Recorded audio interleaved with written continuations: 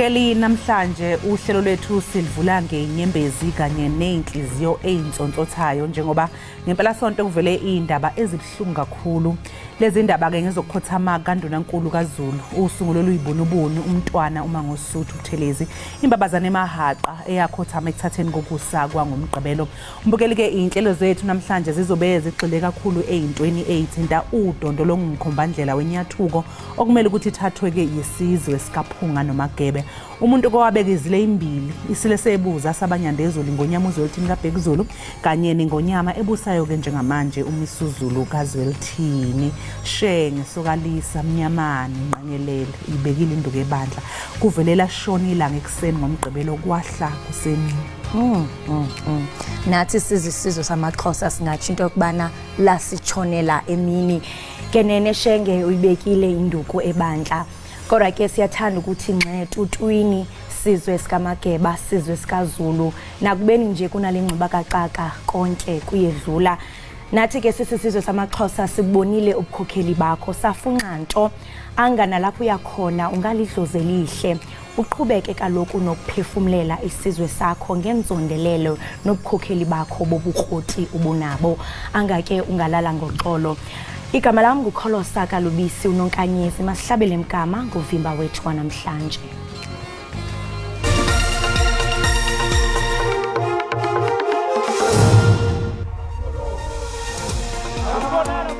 Uzotshalwa ngolwesihlanu uNdunankulu wesizwe samaZulu nobe ephinde abe ngumsunguli weqembu iNkatha Freedom Party.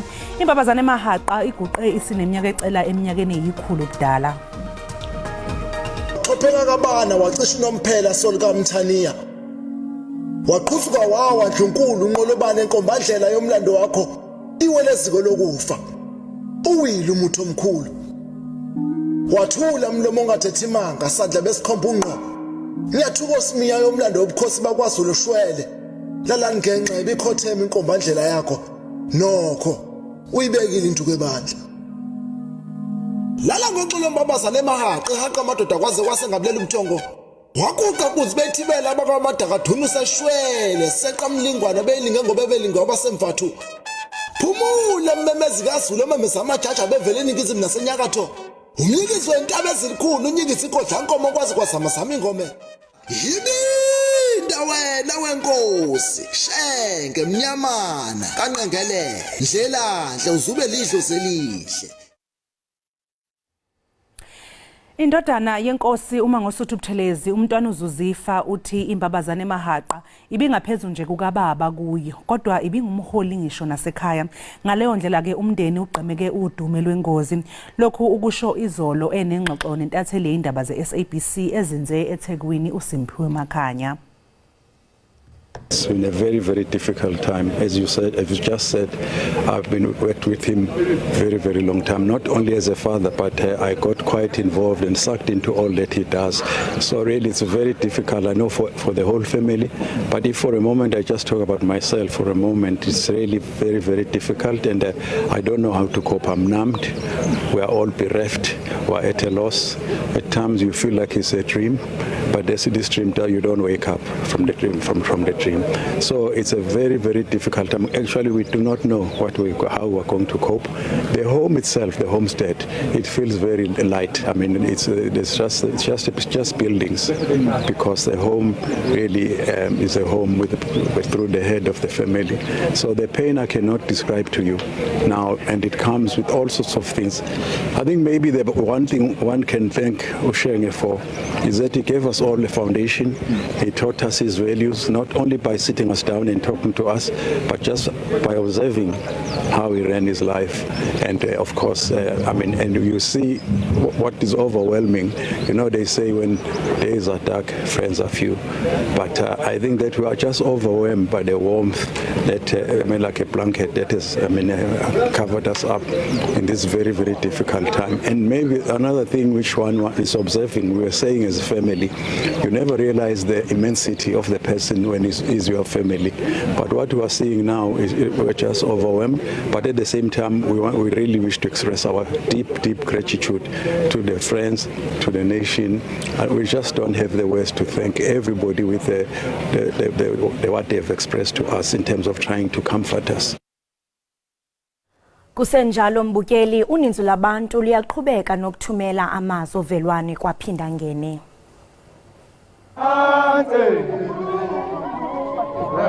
Izakhamuzi ezakhele isizwe sakaButhelezi kanjalo namabutha aqhamuke ezifundeni ezahlukene KwaZulu-Natal bangena bedidelana kwaphinda ngene selokhu kuzwakale Iindaba zokukhothama komntwana. Ibamba bukhosi la kwaButhelezi likholelwa ukuthi umntwana wakwaphinda ngene ushiye esikhulu isikhala ngaphandle nje kubukhosi besizwe sakhe. Angikhuluma iqiniso, uNkulunkulu ozosisiza njengamanje ukuthi undunankulu ozolandela uzoba yiluphi uhlobo, ngoba ngaphandle kwandunankulu obe njengalo ubefana ncamashi nenkosi uShaka eyakwazi ukubumba isizwe samaZulu. Nabalandeli beqembu le-IFP bangena beshintshana ukuzobhonga emswaneni kwaphinda ngene.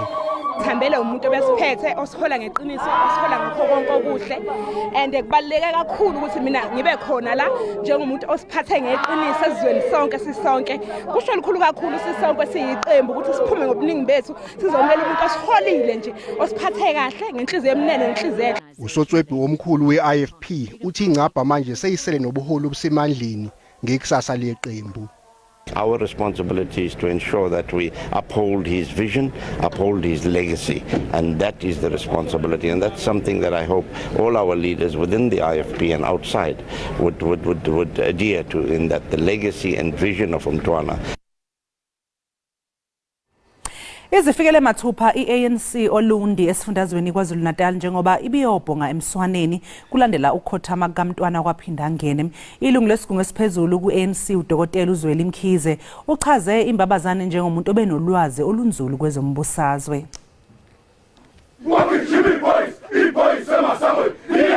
Ilungu lesigungu esiphezulu ANC uDokotela uZweli Mkhize uthi likhulu iqhaza elibanjwe imbabazane kwezombusazwe. Ngokusho kukaMkhize yize kuye kube khona ukungaboni ngasolinye kwezombusazwe, kodwa ulwazi lukaMntwana wakwaphinda ngene oluyinqa izivele alikaze lahlatshwa inhlali. 3 generations ago, he will not give you the history, he will give you practical experience, having at the center of all of this. This was the value that he brought into all of this. Kusenjalo ilungu le-IFP eParliament inkosi uMzamo Buthelezi uthi ngenkathi ezolezi indaba ezibhlungu into emkhathaze kakhulu emoyeni wakhe ukuthi asibange sisafezeka isifiso sikashenge sokuthi IFP ne-ANC bethelelana amanzi. Ithema Iindaba sizizwe umuntu esihambile yodwa mina into engikhathaze kakhulu. Ngikhumbula amazwi akhe ayiwakhuluma ebhekise kumongameli wezwe. Yabona kababa emlalele nabamuzwa ngicabanga ukuthi kukhona ukusheshsha abafanele bakwenzeke kulezi indaba ezingake nikhuluma ngazo, ngoba umntwana expressed a sincere plea to the President of the Republic ukuthi my last wish before I shut my eyes ukuba ngibone IFP ne-ANC ukureconcile. Kusukela izolo ngenkathi kuqubuka imbiko ukuthi usekho thema umntwana wakwaphinda ngene selokhu engene njalo amazwe enduduzo. Kusenjalo mbukeli, induna zasehostel ekuruleni eGauteng naphezolo zezabamba indibano yokuxoxa malunga namalungiselelo okutyalwa komntwana wakwaphinda ngene.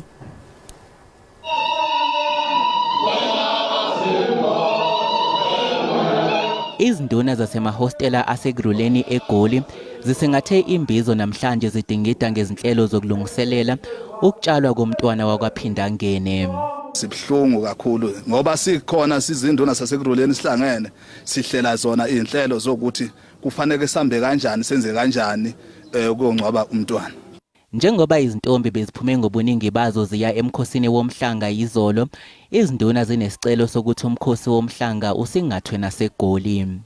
Sasicele sizinduna zaseGoli ukuthi sicela sibe nomkhosi womhlanga ngapha. Kade inhloso yemeeting yanamhlanje kade kuyileyo ukuthi sizodlulisa enduneni ukuthi abakhulu abasiphethe bakumukelile ukuthi umkhosi womhlanga uzoza ngapha kwelaseGoli nge-30 September. Kwazise umntwana wakwaphinda ngene udlale iqhaza elimqoka nasemahostela, izinduna zithi akekho yongena ezicathuleni zakhe. Umntwana waphinda ngene udlale indima enkulu kithi, sisizwe simnyama udlala indima enkulu kithi, siyabaholi bomdabu udlala indima enkulu kwisizwe sonke sase South Africa. Okungangokuthi imisebenzi yakhe asikaboni ukuthi iyosala ilandelwa ubani okhona ungene ezicathulweni zakhe. uNdunankulu kaZulu siyomkhumbula njengomholi njengesigoma esasifundisa inhlonipho, sasifundisa ukuthula nokulamula, sizinduna nje sikhuliswe ngaphansi kobuholi bakhe.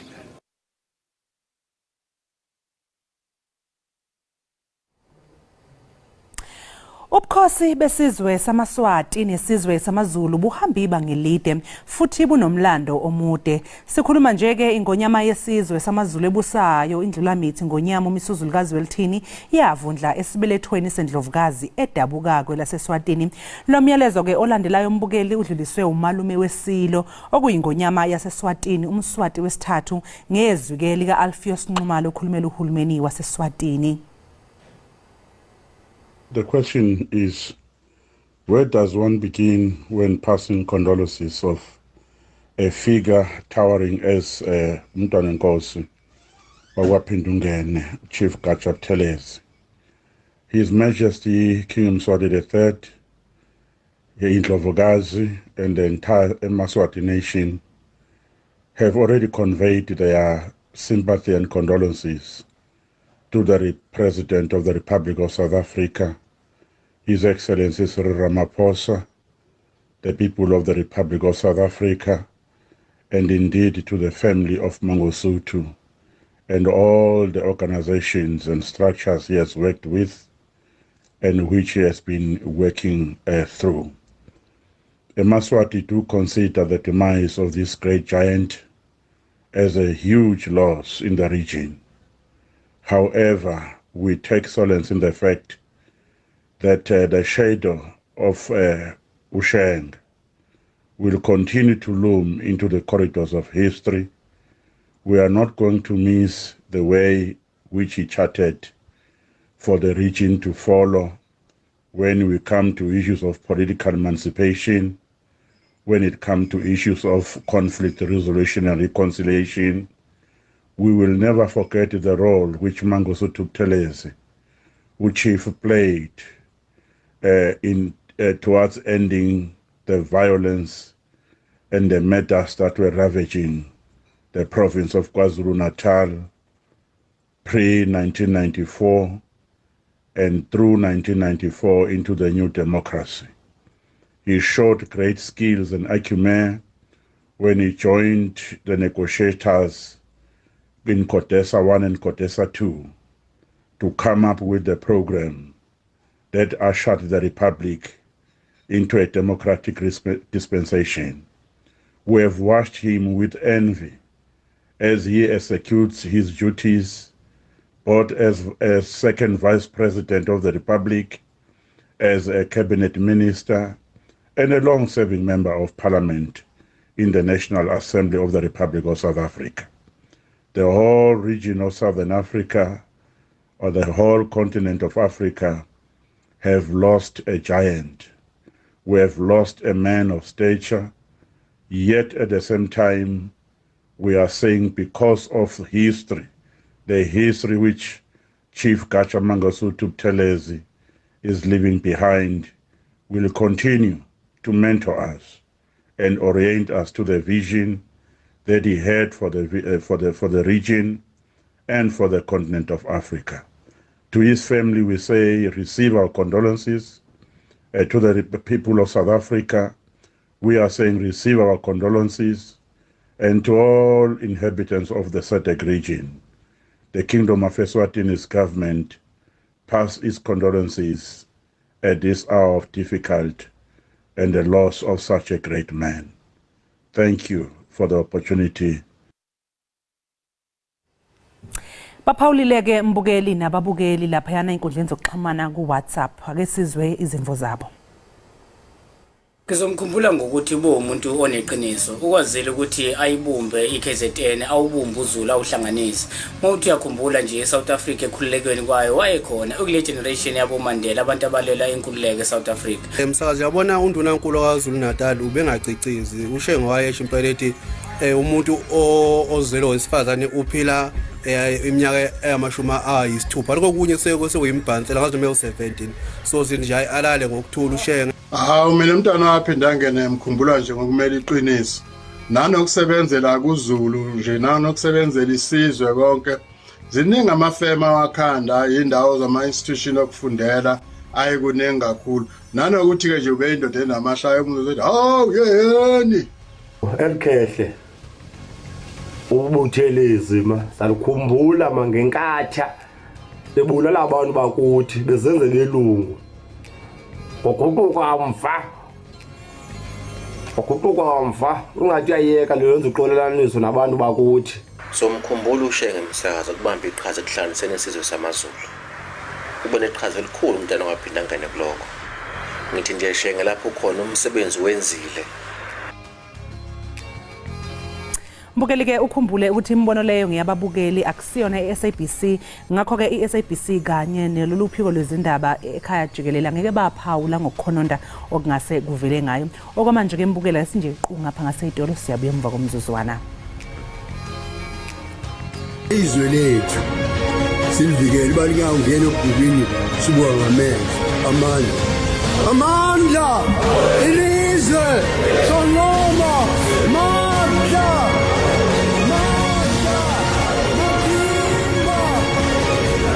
Jikelele Africa. I only know this as a Zulu when I joined the regiments. Umkekeji, Jim Safik, Sili Kacha. Umkekeji, Jim Safik, Sili Kacha.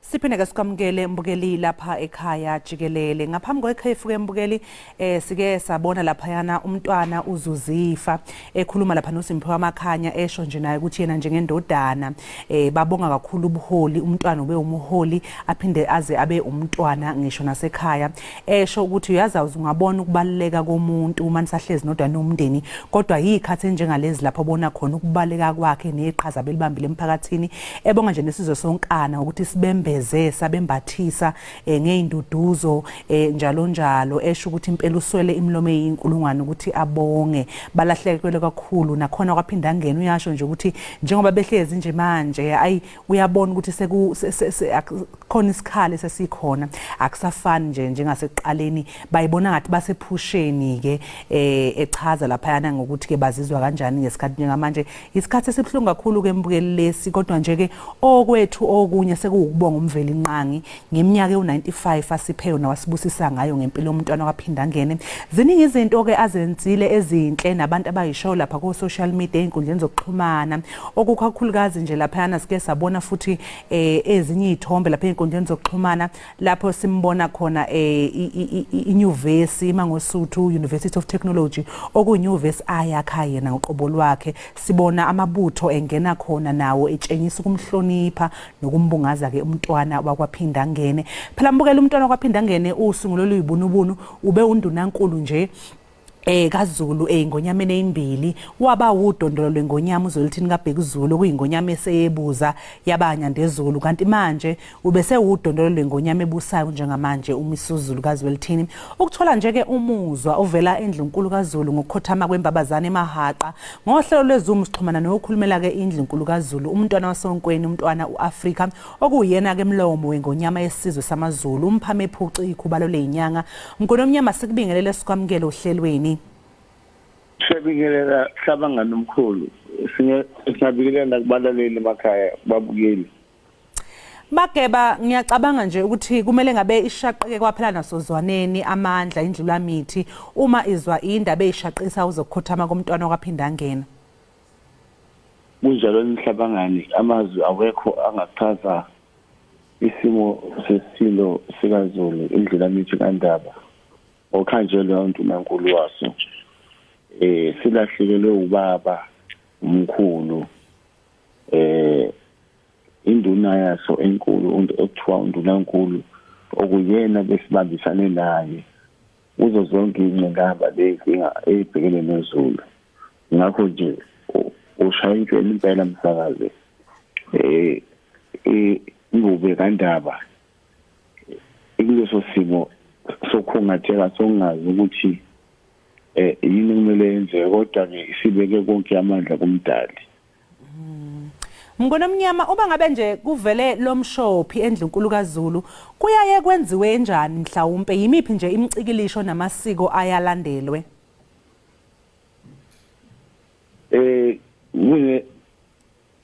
Uma kunjena kuba also nesimo sokuthi nomndeni lowo umndeni womntwana nje iwona okumele uthole lokuthi uhlele iprogram yayo, kodwa kuyadingakala ukuthi nendlulamithi inikeze leadership ukuthi mhlambe ukuthi khona indlela ethile enesiso ukuthi isizwe sizile ngayo sizilele undunankulu, kodwa konke lokho kuyo-adviswa yona, kodwa iprogram eningi iphethwe umndeni njengoba sizile ukuthi umndeni soshile ukuthi umntwana uyabekwa ngoLwesihlanu lolu esiya kulona.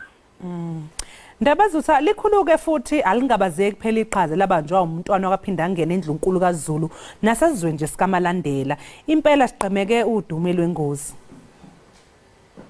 Usazi ngivumelana nawe, and uma sithi iqhaza labanjwa umntwana sikhuluma ngeqhaza nami nawe esilaziyo nemfundo esikhule ngaphansi kwayo ekwathi noma kunjani eSouth Africa, kodwa umntwana wenza isiqinisekiso sokuthi uhulumeni wakwaZulu uyabumbeka and kuba nezikole imfundo iyaqhubeka ingaphazamiseki.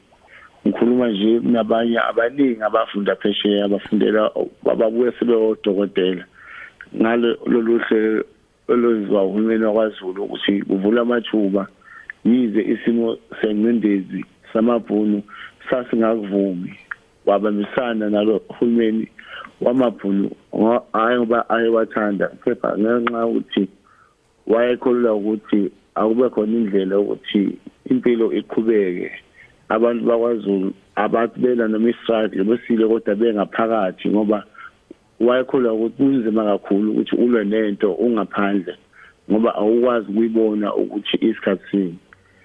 Ngakho-ke imigaqo, infrastructure yakwaZulu eniyibonayo, ama-college akhiwa ngapha nangapha, namhlanje seyama-TVET. Kwakuyonke imizamo yakhe umntwana ukuthi awazi ukuthi kube khona i-platform ekwazi ukuthi yakhe intsha yakusasa, omama bakusasa, obaba bakusasa, ukuze nathi sibe isizwe esiqashayo. Konke lokhu kwamnikeza amaphuzu njengohulumeni wakwaZulu ukuthi akwazi ukuthi umbuso wakwaZulu ukwazi ukuthi nawo nawukhonjwa njengeminye imibuso, kubonakala ukuthi cha namagalelo ombuso wakwaZulu, ngoba undunankulu wesilo ube indunankulu zezilo ezintathu, and uNkulunkulu umgcinile nje ukuthi azowitnessa, awazi ukuthi agcine nendlulamithi le ayilwele ukuthi abe ngabanye abayilwele ukuthi ilungelo layo lingantshontshwa, ngoba bese khona abanye emndenini ababefisa ukuthi ilungelo lendlulamithi liye kwenye indawo. Msakazi, yiziphi nje ezinye izinto ke Mnguni ongayikhumbula njengembabazane emahaqa? Abanye phela bathi ubephinde abe namancoko. Ube umuntu nje ubenganqeni ukuhlekisa uphathwe isisu.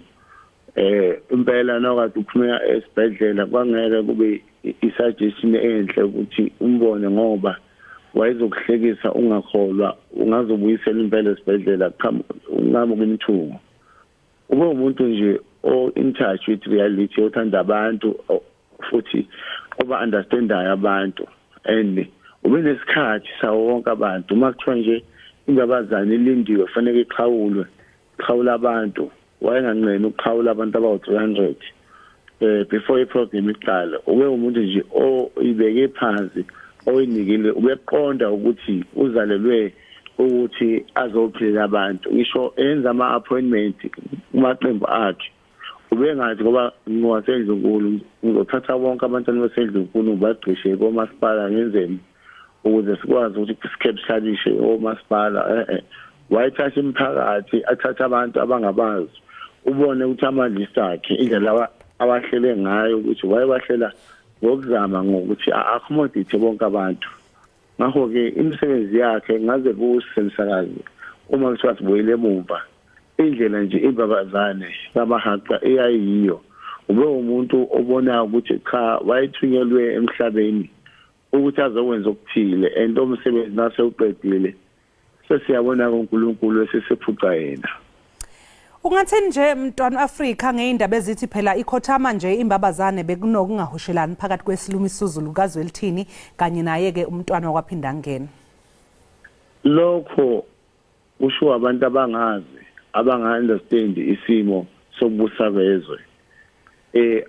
Imbabazane ziyangena esibhedlela engaxabene nesilo. Mawuwela wonke ama-statement ethu. That's why uNdlunkulu kaZulu now check ama-statement akhe akhona sort statement akathi khona kune-rift between yena nesilo. Nesilo kanjalo through ihhovisi laso. We have always been clear, clarify ukuthi ayikho i-rift between uNdlunkulu wesilo nesilo. Labo abadijwa mhlambe ama-operational issues athile mhlambe basho lento zama-operational issues zawo ambalwa okuyama-trust mhlambe asibadijwa yilozo zinto kodwa ubudlelwane between uNdlunkulu wesilo nesilo bebulokhu buphezulu kakhulu. Yingakho kwazi kwaba nama-rumors nanokuthi isilo siyobona umntwana esibhedlela. Wonke ama-platform isilo masikhuluma esisho ukuthi ngicela sikhulekise uNdlunkulu wami wesizwe ukuthi alulame esibhedlela ngoba besijahile ukuthi umntwana aphume kuzoqhutshekwa lapho ekugcine khona. Ngakho amahebezi ukuthi bekhona ubuhiqhiqhi noma ungazwani noma ungaboni ngasolinye phakathi komntwana nomdala ebhubesi imvelamithi. Ngicela ukuthi nje ngikhaba ngeenyawo zombili kusakazi. Njengoba nawe mntwana weAfrika uphawula lapha udaba lengonyama trust baningi kakhulu impela abantu abakhathazekile ekakhulukazi isizwe samaZulu njengoba phela sazi ukuthi umntwana kwaphinda ngene kwaba nguye waba nombono wokuthi kube nomhlaba wesizwe samaZulu ongowesizwe samaZulu kodwa wawusubeka ngaphansi kweso ukuthi uqashwe inkosi ngeso lokhozi. Manje njengoba umntwana engasekho nje emhlabeni ungathini kulabo bantu abanokukhathazeka ukuthi uthi umhlaba lo wesizwe samaZulu ngonyama trust ingabe usezandleni eziphephile? Mthazi ngokuqinisekisa nelegacy yomntwana ukuthi ilegacy yomntwana yengonyama trust izovikeleka. Isilo sizokubamba izandla zombili usezandleni eziphephile ngoba indlulamithi ibheke ngamehlo amabili ukuthi akwenzeka yonke into ngendlela umntwana owakaphinda ngene awofisa ukuthi abone ajabule ngayo ebona isizwe sakwaZulu siya phambili. Lokhu kuyoba indlela enkulu ukuthi simhloniphe simkhumbule ngayo. Siyazi ukuthi umuntu omdala ube nokwesaba kunjalo nawo umuntu othanda isizwe umuntu oqotho. Kunzima ukuthi ungathemba umuntu ukuthi engashayela imoto yakho owayethi phela wena egaraji. Ngakho ke akungabi khona kwesaba. Isilo sikliya kakhulu sesikushe kaningi ukuthi ama-rumors lana ukuthi umhlaba wemashazi uzodayiswa for inzuzo isikhashana abantu bakwaZulu besigcina kube isimo sokuthi sebesebenzela abantu bangaphandle. Lokho kuyinto engeke yenzeke. Kuyinto engeke yenzeke. Imbube ayimisele ukuthi ibulale ilegacy yomntwana. Ifisa nje ukuthi ezokwenza nezoqhubeka ikwenze kuzoba yinto ezokwazi ukuthi kube indlela yokuhlonipha ilegacy yaleli qhawe likaZulu uNdlunkulu kaNdaba. Sibonga kakhulu ke mntwana wasonkweni ngesikhathi sakho namhlanje kuseni siyazi ukuthi nimatasa yintatheli kubhekele nale kodwa siyabonga kakhulu ukuthi uxoxisane nathi la ekhaya Jikelele. Sabangani ithini sibongayo ngokuthi indaba zendlulamithi indaba zikaNdlunkulu nikwazi ukuyisingatha ngesikhulu isizotha iqhubeke nokuthi nisibambise ngoba siyisizwe sisemanzini sithi umsakazo uNkulunkulu anipha amandla ningaphela amandla. Nibe nosuku oluhle nobaba udludla lapho nomphakathi wonke wonkana wenu obukayo. Siyabonga. Sibonge kakhulu. Lowo ke mbukeli ngokhulumela indlunkulu kaZulu, umlomo wembube, umntwana wasonkweni, umntwana weAfrika Zulu. Besixoxa naye ke ngohlelo lwe-hybrid. Sinkankanya nje ke umshophi osehlele wokukhothama komntwana wakwaPhindangene. Njengamanje ke mbukela ke sisiqu futhi ngaseyitolo sizobuya emva komzuzwana. Wena usematheni, wena usekushumayeleni, wena useyintabeni zikaZulu. Umkhosi kanti bathabazwanga zifunda mjuleleni luyamemeza usuthu yamazuzu. Kenene mbukeli wami uwile umthomkhulu nakubeni uwile nje siyaqonda into yokubana lo mthi awusoze ubune kodwa iziqhamo zakhe zawuqhubeka kaloku zimila kwilizwe lemimoya. Uyaqonda ukhumbule kaloku mbukeli into yokuba umntwana wakwaPhindangene singatsho sithi mbukeli ibiligorha elingenabatha kunjalo nje imbali yakhe ityebile.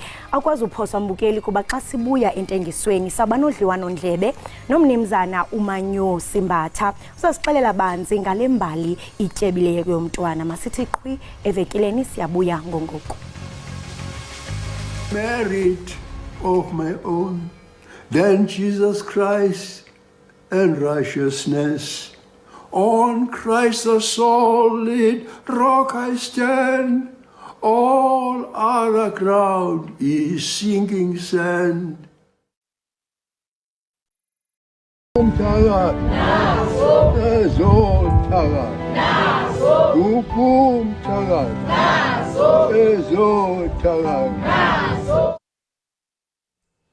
Siphinde sikwamukele ngembukeli ekhaya Jikelele. Njengamanje sixoxa nosomlando uManyosi Mbatha, sixoxa ngembabazane emahaqa usungulo luyibunubunu ukuthi ke wathatha phela amagama umntwana ezalwa ngibani kuphi nini. Siyazi ke ukuthi engathi ukuzalwa kwakhe kwaba isimangaliso njengoba kwenze into engajwayelekile. Papa Manyosi asikubingelele ekseni sikwamukele ekhaya Jikelele.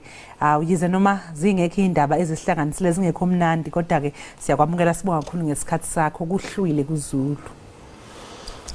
Angibonga ukuthola leli thuba ngikhuleke endlunkulu. Ngikhuleke kubatwana bonke namakhosi onke akwaZulu neinduna ngokunjalo. Izwe lakwaZulu noma iSouth Africa yonke igutshuzelwe yifu elimnyama. Ngokwendlula noma ngokuguqa komntwana wakwaPhindangene. Siyasikhalela ke nesizwe sakaButhelezi bekade sihola ngokubukhosi. Uguqile umntwana kodwa ke ngoba sithi uguqile nje uguqile fanele siyitshela ukuthi akahambile kodwa sinaye ngokomoya. Yebo. Ake siqale nje Baba Manyosi ngokuzalwa komntwana wakwaPhindangene ezalwa ngibani nini? Umntwana wakwaPhindangene uzalwe nge-27 zinga27 kuNcwaba ngo-1928.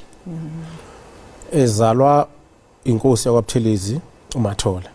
Ngasohlangothini lukamama ubezalwa endlunkulu inkosazana yenkosi uDinizulu. Yeah. Ezalwa ke umntwana uMagogo. Wazalwa ke ngaloyo nyaka sengiqale ngawo.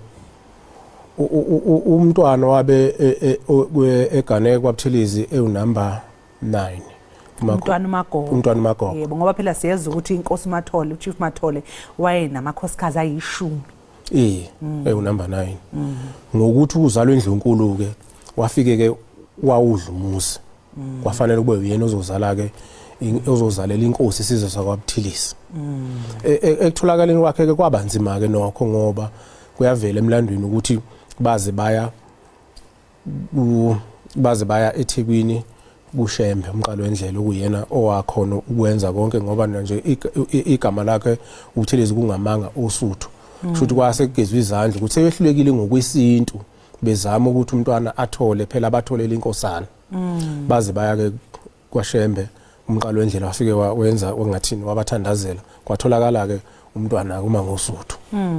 Yisisimangaliso lesisho ukuthi kwaba ukuzalwa kwakhe kwaba isimangaliso. Kwaba isimangaliso. Uthe masezelweke wasehamba ke sephindela khona esontweni eyobusiswa. Wafika umqalo wendlela wasemetha ke igama lakhe leli.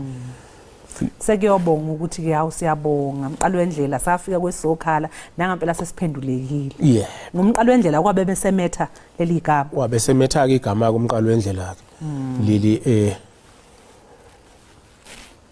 elikagatsha kusho ukuthi wathi igatsha ke leli okubambelela noma isizwe samaZulu esiyobambelela ngalo yebo kusho ukuthi lo muntu ekuzalweni kwakhe wayevele kukhona ukuthile okukhombayo ukuthi uzoba into ethile ezweni samaZulu siyazi futhi nokuthi ena unina uPrincess Magogo wayengumculi ethanda umculo wayengumculi ngoba umlando usitshela ukuthi noma eseyogana noma uma ugana kunento ekuthiwa bulanda eyenziwayo khona okuncane khona okukhulu bakusho abasendlunkulu ebulandeni ukuthi lo mntwana esimlethe lapha bakithi ningethuki noma bengethuka abantu bakwaButhelezi abadala uma ehlabelela umuntu ohlabelelayo unekhono elisimangaliso so siyacela nina bakwaButhelezi nikwamukele lokho ngoba ngokujwayelekile phela umakoti akawuba ngumsindi emzini hamba ngale emva kwezindlu ukuthi kwakumele khona bebike ngoba phela kujwayele kwangajwayelekile futhi ngalezo ikhathi ukuthi umakoti hoyibo nemculo nokuba ngumsindi uyabona kwakuyileso sikhathi elishaya ke isigubhu sakhe lesa isiphatha eshaya ke isigubhu leso utolotolo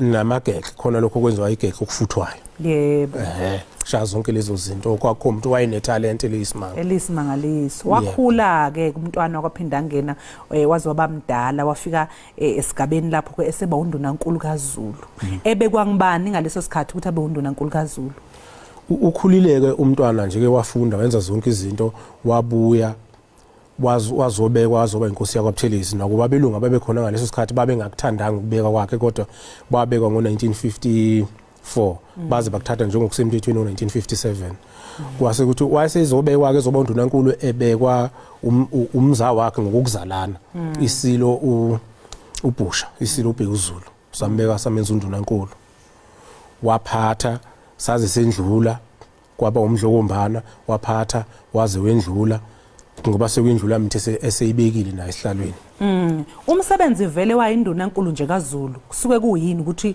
umuntu owundunankulu yini umsebenzi wakhe enzeni kuZulu umsebenzi kaNdunankulu ukuthatha okuphuma emlonyeni wesilo akendlulisele isizweni ngokuyigaba zakhona umsebenzi ke wona belona aqhaza lakhe alibambile nanokuthenini uma singasebenzisa ulimi lamanje sithi cabinet usuke ehola leyo cabinet exhumanisa icabinet nesilo ukuthi izizwe liphathwa kanjani zonke lezo zinto waba undunankulu oqala emlandweni ngaphandle kokuthi ube undunankulu ezalwa khona endlunkulu undunankulu oqala emlandweni ukuthi abe undunankulu wamakhosi amathathu undunankulu oqala ngokomlando vele ke kwaButhelezi khona umlando wakhona okhombayo ukuthi bebengamaduna ngathini bazindunankulu zakwaZulu kodwa yena ube ngoqala ukuthi aze kube namakhosi amathathu ngoba emlandweni siyakuthola ukuthi like umntwana uMaphitha wakwaMandlakazi khona lapha okuvela khona ebongweni zakhe ukuthi ungumhlanu uzingehla ngokubeletha izilo ezintathu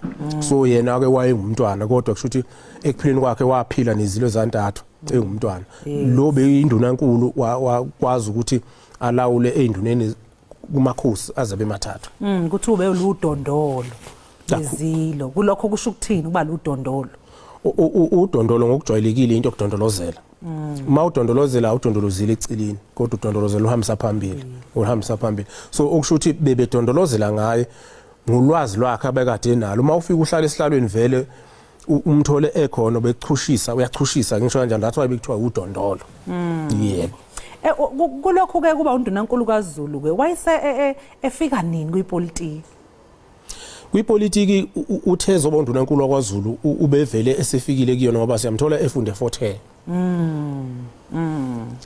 efunda lapha eFort Hare ezotholana noRobert Sobukwe nomnumzana uNelson Mandela nabanye kwipolitiki wafika wangena kwi-youth ye-ANC iyona leyo i-ANC eyayingabe iholwa owayisihlobo sakhe owaye umsunguli wayi-ANC ekusunguleni kwayo i-ANC ababe khona beyisungula uPix lika Isaka Sem isihlobo sakhe njengoba uchaza nje kube yisisilo uSolomon sasiyingxenye yaso nakuba kwakungabekiwe etafuleni kuzoba ke ngabanye nabanye.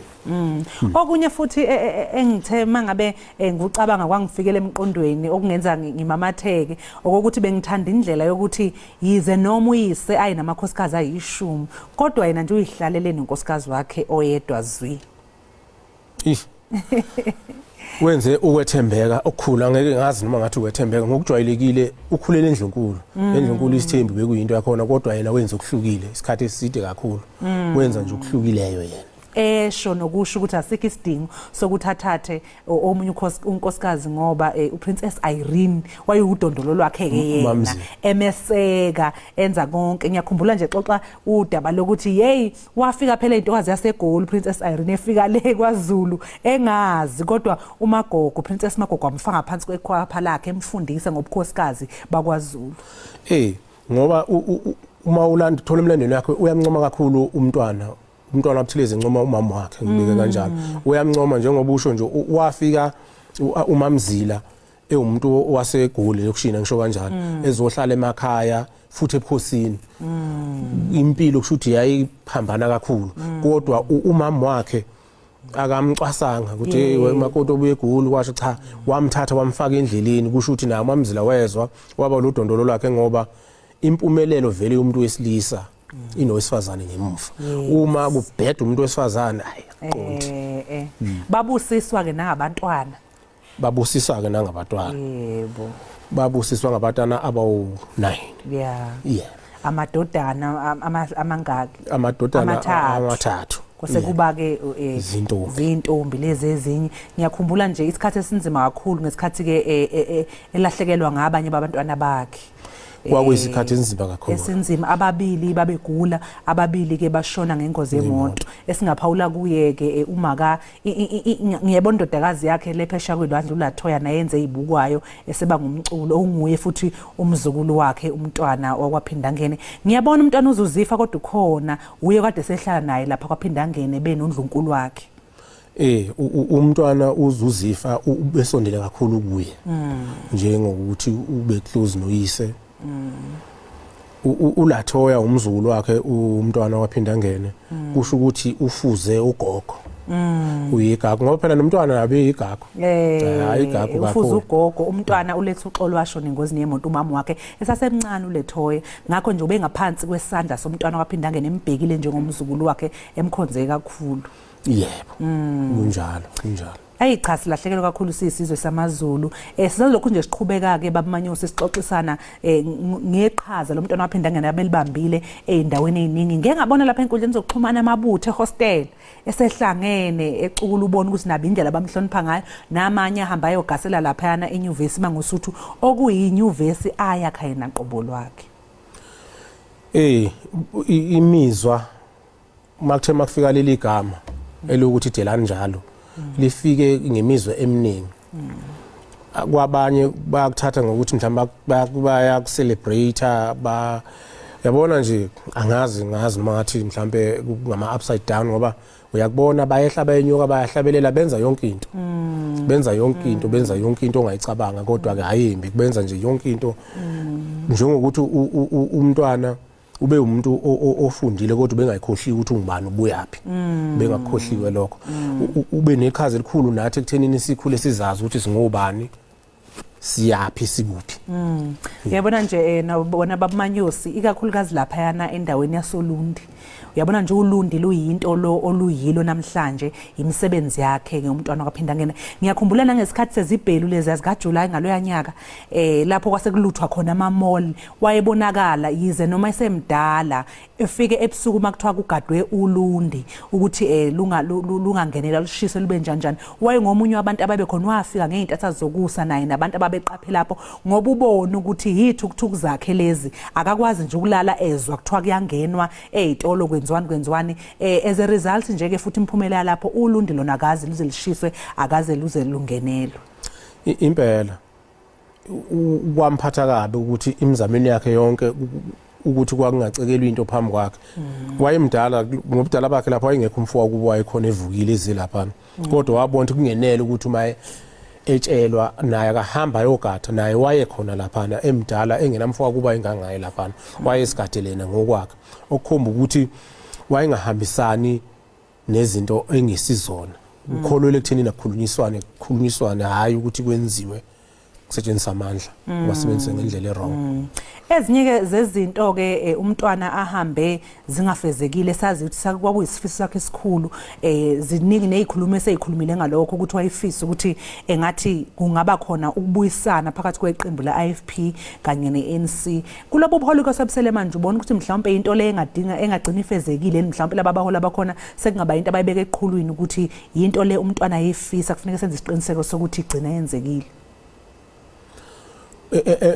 Especially ikakhulukazi eqenjini lakhe kufanele mabakwenze uma bekholelwa imfundisweni zakhe kufanele mabakwenze bekhulumisane neqembu Khongolose ukuthi yazi umntwana ushiyile usesishile yebo kodwa ubefisa ukuthi senze kanje ngoba thina ngokweinkolelo zakhe ngokukholelwa kwakhe sikholela khona thina noma ngokwenkambiso ngoba iqembu neqembu linendlela yalo yokusebenza so ushuza iqembu lepolitiki ngoba ukholelwa kulona so ke fanele bekholelwe kulokho ayikholelwa khona umntwana kukhulunyiswane ngoba ngokwesintu kuyinhlambuluko kahle kahle futhi ubehlale esho ethi yena azange esule eKhongolose kahle kahle azange ubehlale kusho ukuthi azange esule so uKhongolose nawo ufanele kushaya inhliziyo yokuthi ake sizwe yebo akasekho kodwa ake sigcwalise ifiso zakhe ababanyosi ngashonela ngamasingaqala sithi siyakhuluma ngeke siqede masingakhuluma ngomntwana waphinda ngene sibonga njengesikhathi sakho sazolokhu siqhubeka kodwa ke sixoxisana njengoba sazi ukuthi hayi sisasekhona so besizwa futhi nezinkulumo sikhulumisana nabanye